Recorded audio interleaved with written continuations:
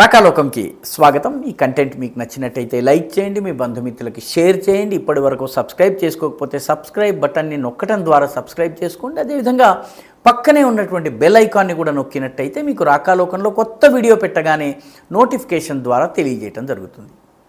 మిత్రులారా, ప్రధానమంత్రికి సంబంధించిన ఆర్థిక సలహా సంఘం ది ఎకనామిక్ కౌన్సిల్ ఏదైతే ఉందో అది ఒక తాజా నివేదికని వెలువరించింది. ఆ నివేదిక చాలా సంచలనాత్మకమైనటువంటి నివేదిక.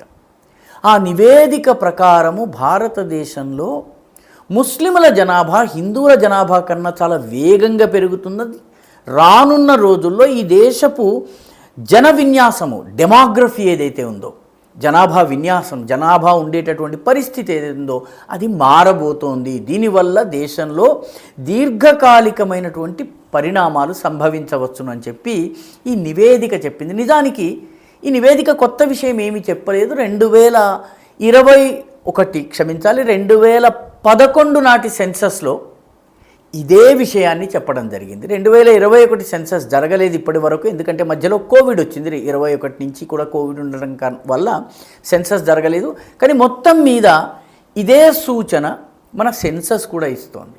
అయితే ఇప్పుడు ఈ ఎకనామిక్ కౌన్సిల్ ఇచ్చినటువంటి నివేదిక ప్రకారము ఈ దేశంలో 1951 దేశ స్వాతంత్రం తరువాత మొదటి జనాభా లెక్కలు జరిగినటువంటి సంవత్సరం 1951లో ముస్లిం జనాభా 9.8%, మొత్తం జనాభాలో 9.8% మంది ముస్లింలు ఉండగా ఇప్పుడు అది 14.3%కి పెరిగింది.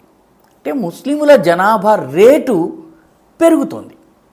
మొత్తం జనాభాలో ఈరోజు వాళ్ళు దాదాపు 15%, 14.3, కొద్దిగా దాదాపుగా 14.5% వరకు వాళ్ళు ఉన్నారు. ముస్లింలు అయితే మేము 15% ఉన్నామని కూడా చెప్పుకుంటూ ఉంటారు. వాళ్ళ ప్రసంగాల్లో వస్తున్న మాట ఇది. హిందూ జనాభా 1951లో 84.9% ఉండగా ఇప్పుడు అది 78.06%, అంటే 78%కి తగ్గిపోయింది. అంటే దాదాపు 6 నుంచి 8% వరకు హిందువుల జనాభా తగ్గింది. గత 60-70 సంవత్సరాల్లో హిందూ జనాభా తగ్గింది, ముస్లిం జనాభా పెరిగిందన్నది ఈ కౌన్సిల్ ప్రధానమంత్రికి ఇచ్చినటువంటి నివేదికలో చెప్పింది. తమాషా ఏంటంటే టోటల్ ఫర్టిలిటీ రేట్ అని ఉంటుంది. అంటే ఒక జంట, అంటే భార్యాభర్తల జంట తమ జీవిత కాలంలో ఎంతమంది పిల్లలకి జన్మనిస్తారు, దీన్ని టోటల్ ఫర్టిలిటీ రేట్ అంటారు. దాని సగటు తీయటం జరుగుతుంది. ఆ సగటు ఆధారంగా టోటల్ ఫర్టిలిటీ రేట్ని నిర్ధారిస్తారు. ముస్లింల టోటల్ ఫర్టిలిటీ రేట్ 1951లో 4.1%, అంటే ఒక కుటుంబము, ఒక దంపతులు 4.1% పిల్లలు 4.1 మంది పిల్లలు, అంటే దాదాపు 4 నుంచి 5 మధ్యలో పిల్లల్ని కనేవాళ్ళు. ఇప్పుడు వాళ్ళ 2.14కి తగ్గింది. కానీ ఇప్పటికీ కూడా హిందువుల టోటల్ ఫర్టిలిటీ రేట్ కన్నా ఎక్కువ ఉంది. హిందువులది కనుక చూస్తే 1951లో 3% ఉండేది, ఇప్పుడు అది 1.8%, అంటే నేషనల్ యావరేజ్ కన్నా దిగువన హిందువుల టోటల్ ఫర్టిలిటీ రేట్. అంటే హిందువులు 1 లేదా 2 పిల్లల్ని కంటున్నారు. ఈ మధ్య కొత్త ట్రెండ్ ఒకటి వచ్చింది, డిన్క్ అంటారు, డబుల్ ఇన్కమ్, భార్యాభర్త 2 ఉద్యోగం చేస్తారు, నో కిడ్స్.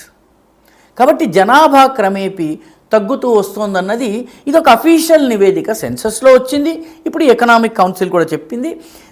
పెద్దవాళ్ళు చనిపోతున్నప్పుడు కొత్త పిల్లలు పుట్టుకుని రావడాన్ని దాన్ని రీప్లేస్మెంట్ రేట్ అంటారు.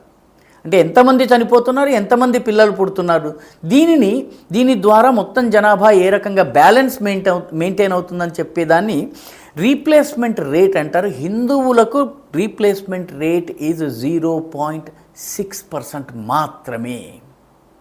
ఇది గమనించవలసినటువంటి విషయం. ఇప్పటికే రాజస్థాన్ వంటి రాష్ట్రము, పశ్చిమ బెంగాల్ వంటి రాష్ట్రాల్లో జనాభా పెరుగుదల చాలా ప్రమాదకరమైనటువంటి స్థాయిలో ఉంది. ఉదాహరణకి పశ్చిమ బెంగాల్లో 1951లో జనాభా పెరుగుదల రేటు 20% ఉండగా ఇప్పుడు అది 50%కి పెరిగింది. ఇదంతా కూడాను సరిహద్దు ప్రాంతాలలో ఉన్నటువంటి మాల్దా, దినాజ్పూర్, 26 పరగణ, కూచ్ బిహార్, జల్పాయిగుడి ఈ ప్రాంతాల్లో జరుగుతోంది. ఇదంతా కూడా ముస్లిం జనాభా పెరుగుతోంది. కాబట్టి పశ్చిమ బెంగాల్ యొక్క రాజకీయాలు దానివల్ల ఏ విధంగా ప్రభావితమవుతున్నాయో మనం చూస్తూనే ఉన్నాము. రెండవ అత్యంత ప్రమాదకరమైనటువంటి పెరుగుదల రేటు ఉన్నటువంటి రాష్ట్రం రాజస్థాన్. రాజస్థాన్లో 55% జనాభా పెరుగుదల ఉంది. రాజస్థాన్లోని సరిహద్దు ప్రాంతమైనటువంటి జైసల్మేర్, బాడ్మేర్, జోధ్పూర్ ఈ ప్రాంతాల్లో జనాభా రేటు మిగతా రాష్ట్రం కన్నా చాలా ఎక్కువగా ఉంది. ఈ ప్రాంతాలన్నిటి కూడాను ముస్లిం జనాభా ఉన్నది. కొత్త మద్రసాలు పుట్టుకొస్తున్నాయి. ఈ ప్రాంతం అంతా కూడాను జనాభా స్వరూప స్వభావాలు మారిపోతున్నాయి. అస్సాంలో ఇదే జరుగుతున్నది. అస్సాంలో ప్రస్తుతానికి హిమాంత విశ్వశర్మ అసెంబ్లీ నియోజకవర్గాల రూపురేఖల్ని మార్చి ఏదో ఒక పరిస్థితి అయితే సృష్టించారు, కానీ ఇది ఎక్కువ కాలం నడిచే పరిస్థితి లేదు. ఇక్కడ పూర్తిగా జనాభా యొక్క స్వరూపము ముఖ్యంగా దక్షిణ అస్సాంలో గ్వాల్పాడ, కోక్రాజార్, ధుబ్రీ, పొంగైగాం, అదేవిధంగా బర్పేట ఈ ప్రాంతాల, రంగియా ఈ ప్రాంతాలన్నింటిలో, అదేవిధంగా కరీంగంజ్, సిల్చర్ ఈ ప్రాంత, హైలాకంది ఈ ప్రాంతాలు ఏవైతే ఉన్నాయో బరాక్ వ్యాలీ అని చెప్తారు, వీటన్నిటిలో కూడాను పరిస్థితి పూర్తిగా మారిపోతుంది. కాబట్టి ఓవరాల్గా ప్రమాద సంకేతాలు ఉన్నాయి, జనాభా స్వరూప స్వభావాలు మారిపోతున్నాయని చెప్పి ఎకనామిక్ కౌన్సిల్ యొక్క తాజా నివేదిక, ఇది ప్రధానమంత్రికి సమర్పించింది, వెల్లడించింది. ఇది పత్రికల్లో కూడా ప్రచురితమైంది, చాలా సంచలనం సృష్టించింది. ఇదే విషయాన్ని ముస్లిం సమాజానికి చెందినటువంటి నాయకుడు ఓవైసీ దగ్గర ప్రతిపాదిస్తూ ఒక విలేకరి, మహిళా విలేకరి ప్రతిపాదిస్తే ఆయన ఏ నివేదిక, ఎక్కడి నివేదిక, ఎలా వచ్చింది, ఈ నివేదిక చట్టబద్ధత ఏమిటి అని చెప్పి ఆయన ప్రశ్నించారు. వాస్తవానికి ఇవే విషయాలు మన 2011 సెన్సస్ రిపోర్ట్ కూడా చెప్పింది. ఆ తరువాత ఏవైతే టెంపరరీ మనకు సంబంధించిన దస్తావేజులు వచ్చినాయి వాటిలో కూడా ఈ విషయం చెప్పడం జరిగింది. దేశం యొక్క హిందూ జనాభా తగ్గిపోతున్నది, హిందూ జనాభా తగ్గుతోందని చెప్పినట్లయితే చాలామంది ఇదంతా కూడాను మతతత్వవాదుల మాట అని చెప్తారు. ఇప్పుడు ఒక అఫీషియల్ డాక్యుమెంట్లో ఈ విషయాన్ని స్పష్టం చేయడం జరిగింది. హిందూ జనాభా వాస్తవానికి ఈ దేశంలో ఒక పాపులేషన్ పాలసీని తీసుకుని రావాల్సిన అవసరం ఉంది. 2 కన్నా ఎక్కువ పిల్లలు కనేటటువంటి వాళ్ళకి ప్రభుత్వం తరఫున లభించే ఇన్సెంటివ్స్ నిలుపు చేయవలసిన అవసరం ఉంది. అదేవిధంగా ప్రభుత్వ ఉద్యోగాలు, ఎన్నికల్లో పోటీ చేయటాలు, స్థానిక సంస్థల్లో ఈ నియమం ఉంది, కానీ మిగతా వాటికి లేదు, అసెంబ్లీ స్థాయిలో లేదు. ఇప్పుడు ఇటువంటి కొన్ని కఠినతరమైన నిబంధనలు తీసుకొస్తే తప్ప ఈ దేశంలో పాపులేషన్ బ్యాలెన్స్ ఉండదు. పాపులేషన్ యొక్క అబ్నార్మల్ గ్రోత్, అసాధారణమైనటువంటి పెరుగుదల ఏదైతే ఉందో దానిని నియంత్రించడం సాధ్యం కాదు.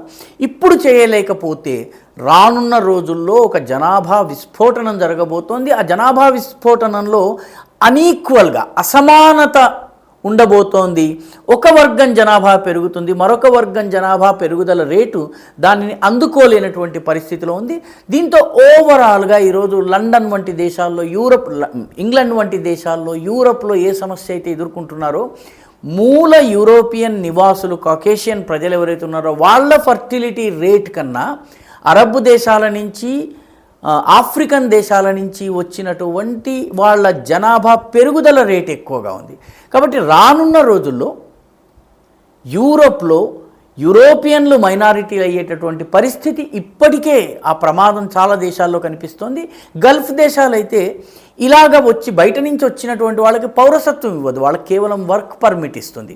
సో భారతీయులు 20-25 ఏళ్ళు పనిచేసినా చివరికి ఇండియాకి రావాల్సిందే, అమెరికాలో లాగా సెటిల్ కాలేరు అక్కడ. కాబట్టి ఈ రకమైనటువంటి విధానం ఏదన్నా తీసుకొచ్చి బయట నుంచి వచ్చే వాళ్ళను గల్ఫ్ దేశాలు నియంత్రిస్తున్నాయి. మన దేశంలో ఆ రకమైనటువంటి రోహింగ్యాలు వస్తున్నారు, బంగ్లాదేశీలు వస్తున్నారు, రకరకాలుగా. ఈవెన్ కేరళలో కూడా మాల్దీవ్స్ నుంచి వచ్చి భూములు కొనుగోలు చేసి సెటిల్ అవుతున్న వాళ్ళ సంఖ్య నానాటికి పెరుగుతోంది తీర ప్రాంతాల్లో. ఈ ప్రమాద సంకేతాలను ప్రజలు, ప్రభుత్వాలు, పాలకులు, అధికారులు గుర్తించవలసినటువంటి అవసరం ఉంది. దీనికి సరైనటువంటి చర్యల్ని కూడా చేపట్టవలసిన అవసరం ఉంది. ఈ వీడియో మీకు నచ్చినట్టయితే లైక్ చేయండి, షేర్ చేయండి, ఈ ఛానల్కు సబ్స్క్రైబ్ చేయండి. మీ అభిప్రాయాన్ని కమెంట్ల రూపంలో తప్పనిసరిగా పంపించండి.